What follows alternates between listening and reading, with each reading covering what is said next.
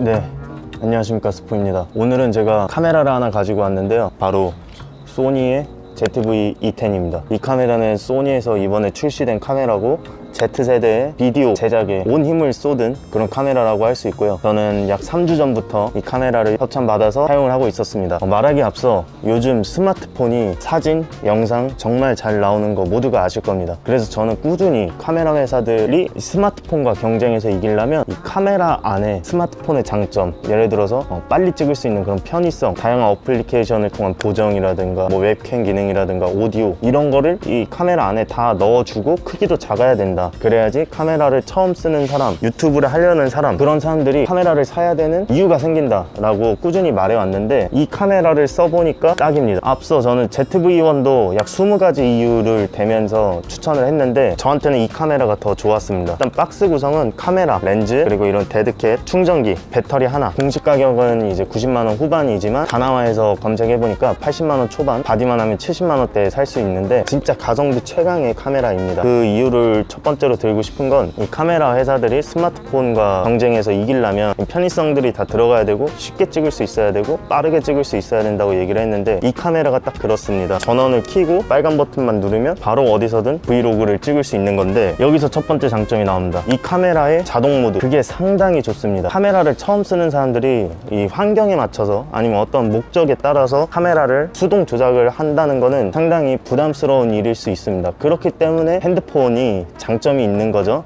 핸드폰은 지가 알아서 다 고정을 해주니까. 근데 이 카메라는 인텔리전트 모드로 제가 일부러 따로 조작을 하지 않고 그냥 켜서 이렇게 막 쓰고 다녔는데, 이 카메라가 쓸만한지 지금 첫 번째 테스트입니다.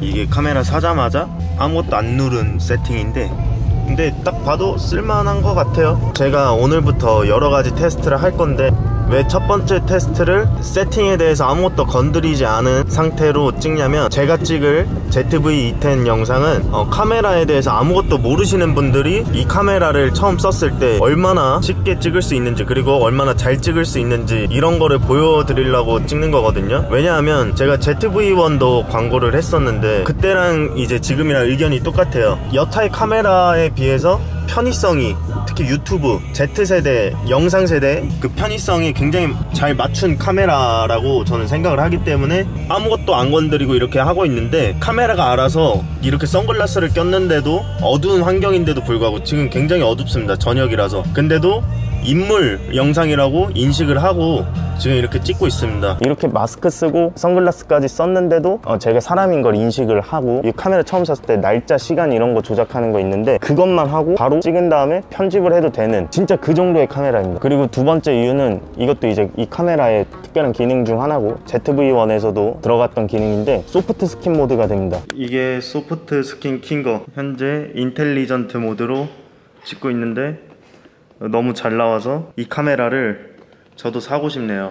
유튜브 이제 좀 제대로 할 생각인데 살 가능성이 높아요. 제가 인스타그램에 브이로그 카메라의 필수 기능이 무엇일까요? 라고 유튜브를 시작하려는 사람들한테 질문을 이렇게 던졌을 때 그 사람들이 하는 게 이제 피부 보정 기능이라고 하더라고요. 피부 보정이라 함은 사실 제가 지금 찍고 있는 뭐 이 카메라라든가 그런 거는 후보정 단계에서 플러그인을 따로 쓰거나 해서 보정을 해야 되는 번거로움이 있는데, 이 카메라는 마치 스마트폰의 어플리케이션처럼 피부를 이렇게 밀어주는 기능이 탑재가 되어 있습니다. 그래서 그냥 바로 찍어도 얼굴이 이쁘게 나온다는 장점이 있어요. 이 카메라를 추천하는 세 번째 이유는 렌즈 교환이 된다는 겁니다. 이게 렌즈도 소니에서 새로 나왔던 렌즈를 사용하면 조리개를 더 열 수 있기 때문에 더 높은 퀄리티의 영상을 얻을 수 있을 거라는 생각이 듭니다. 제가 이제 카메라 처음 쓰는 분들 말 들어보면 바디 살 때 렌즈는 벗겨야 되고 뭐 몇 미리가 뭐면 조리개가 뭐면 이런 걸 되게 막 부담스러워 하시는 분들이 계시더라고요. 그런 분들은 그냥 이거 번들 렌즈 쓰면 되고, 만약에 이 카메라를 쓰면서 영상에 대한 욕심이 생기거나 아니면 특수한 목적의 촬영이 필요할 때가 있어요. 초접사 아니면 완전 망원, 더 밝은 조리개 등등의 이유가 있을 수가 있는데, 그럴 때 이 다른 뚝딱이 카메라가 아닌 이 카메라라면 이 마운트 렌즈를 언제든지 껴서 완전히 다른 화각, 조리개를 얻을 수 있다. 이게 진짜 큰 장점인 것 같아요. 덧붙여 말하자면 이 렌즈 번들 렌즈인데, 제가 솔직히 일반인들이 많이들 원하는 뒷배경 흐림 있잖아요. 그런 게 번들 렌즈로는 느끼기가 되게 힘들다 느꼈거든요. 보면 조리개가 3.5에서 5.6이라서 1.8 조리개 그 보케를 못 느끼지 않을까라고 생각을 했는데 보케도 상당히 이쁘게 나와서 사실 웬만한 사람들은 이 카메라를 샀을 때 그냥 번들 렌즈로만 사용해도 충분할 거라고 생각을 합니다. 네, 그래서 그 번들 렌즈의 우수성도 네 번째 이유라고 할 수 있겠네요. 다섯 번째 이유는 역시 가벼움입니다. 제 손보다도 훨씬 작으며 그립감도 새끼손가락이 좀 남아서 조금 그렇긴 한데, 저는 솔직히 이 카메라 들고 다닐 때 이렇게 많이 썼어요. 이렇게 나를 이렇게 찍기도 하고 그냥 너무 가볍습니다.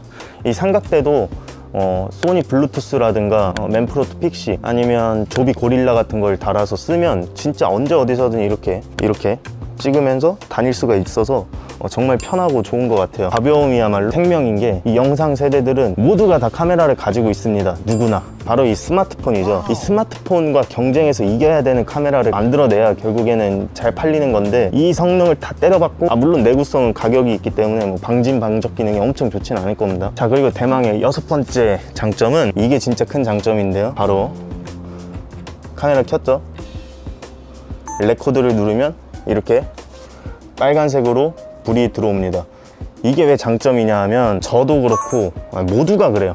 특히 유튜브 같은 경우는 가볍게 또 찍는 경우가 많은데, 이 레코드 버튼을 누른지 까먹는 경우가 상당히 많습니다. 진짜 많아요. 진짜 한 몇십 분 얘기하고 있는데 다 날아가는 경우가 허다합니다. 근데 이 카메라는 마치 FX3 이렇게 빨간색 띠가 들어가서 좋은 장점이 될 수 있다고 생각합니다. 그리고 일곱 번째 장점은 가격입니다. 이 카메라가 이제 출시 가격이 번들 렌즈 포함해서 90만 원 후반인데, 이게 지금 다나와를 보니까 80만 원 초반이면 번들 렌즈까지 최저가로 구매할 수 있더라고요. 그리고 70만 원 후반이면 바디만 이렇게 구매를 할 수 있는데, 이 소니 중에서도 알파 5000 정도의 라인이 있잖아요. 그런 것만 생각해봐도 소니의 입문자용 미러리스 바디가 그 가격대 정도 형성됐을 때 미니 데드캣이 올라가 있는 이 핫슈가 없다거나 굉장히 기능이 많이 빠져있는 게 많았어요. 오토포커스, 픽처 프로파일 등. 근데 이거는 모든 기능 다 때려놓고 하드웨어적인 부분부터 오히려 소프트웨어적인 부분은 풀프레임 미러리스 카메라보다 더 다양한 기능이 들어가 있을 정도로 그냥 가성비 끝판왕입니다. 다만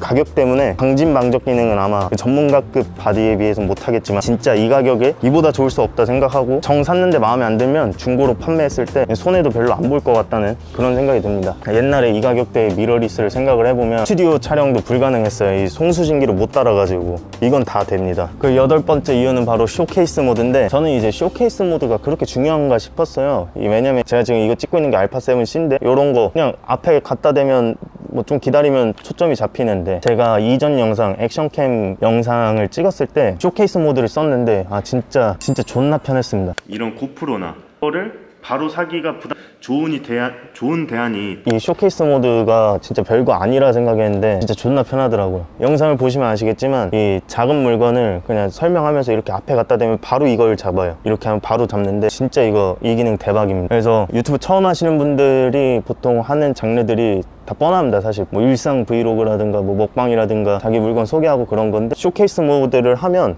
정말 전문 포커스 팔로워가 정교하게 이 딱 앞에 갖다 대면 딱 초점을 맞추듯이 할 수 있고, 이런 짓 안 해도 되고 진짜 좋아요, 쇼케이스 모드. 아홉 번째는 이제 픽처 프로파일입니다. 픽처 프로파일 유명한 거는 이제 S로그3나 HLG3 같은 게 있는데, 이 카메라로 4K를 쓴다는 게 저는 굳이 일반인들이 용량만 크게 잡아먹고 4K를 제대로 써먹을 수 있는 카메라라고는 그렇게 생각은 안 돼가지고, 그럼에도 불구하고 픽처 프로파일은 지금 보면 HLG3랑 S로그3가 있네요. 그게 아니더라도 시네도 있고 스틸 무비 다 있거든요.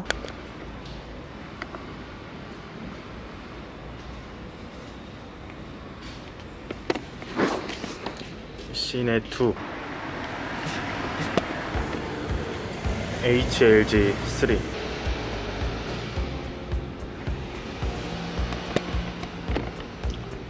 스틸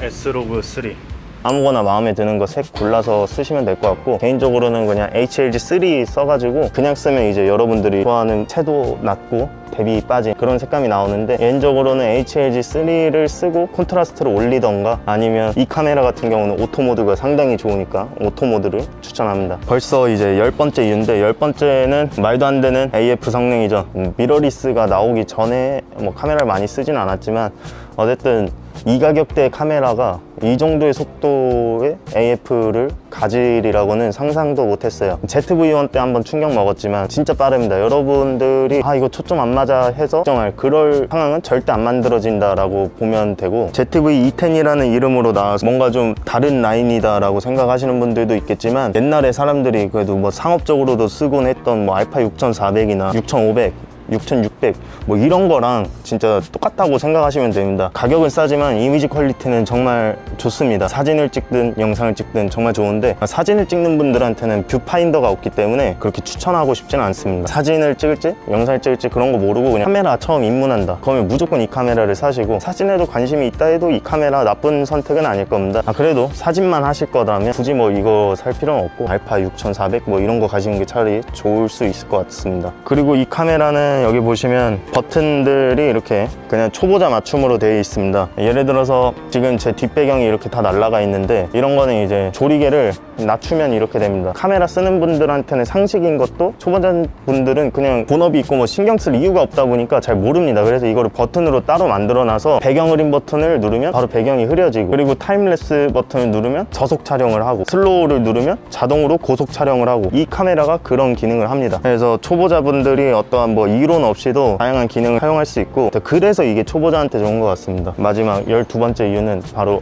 웹캠 기능인데, 이 카메라는 또 그런 게 안 됩니다. 입력 출력 장치를 뭐 따로 달아야지 뭐 되거나 그러는데, 이 카메라로 웹캠을 하려면, 그래서 웹캠을 사는 거죠 저희가.